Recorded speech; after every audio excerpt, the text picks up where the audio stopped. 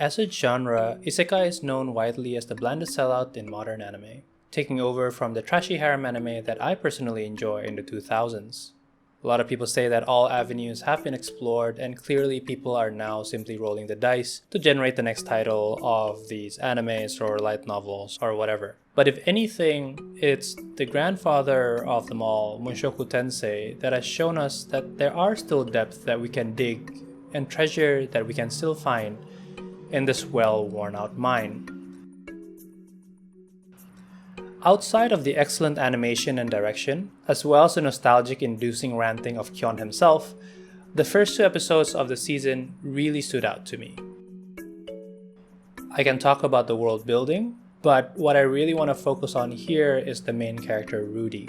Like many stories that Mushoku Tensei spawned over the past decade, Rudy is an overpowered character who gamed the system. He was also a person who masturbated during the time of his parents' wake. He is loved by those around him. He is also a traumatized man who had such deep anxiety that he was unable to speak up to save people.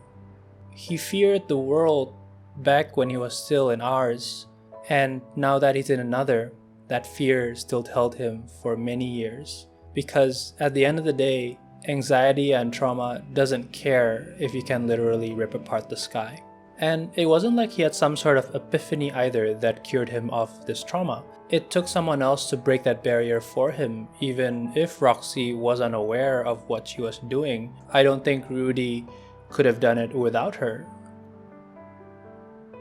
It's this vulnerability that made him feel so special and made us understand and care about him much more than any generic isekai protagonist number 69, and it's this element that is so often lacking in isekai, with only a handful of shows that I know that took the time to develop their main character in this way. And honestly, I think this is where we should be exploring for the future of isekai, and less on the gimmicks that we see so often these days. And maybe then too, other shows would be able to squeeze my heart at a sincere goodbye at the end of episode 2.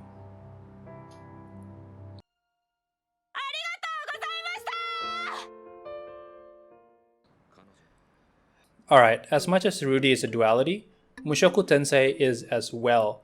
The story has quite a bad case of mood swings, and you can see that if you read the manga, because there are really some scenes that hit your emotions like a truck, followed up by some really inappropriate fan service moments reminiscent of, the 2000s, early 2010s type of fan service. However, while I have issues with that as well as some of the plot points on the later part of the series, I still believe that the studio did a wonderful job in really bringing it up what was so good about the story, from its light novel to the manga and now to the anime.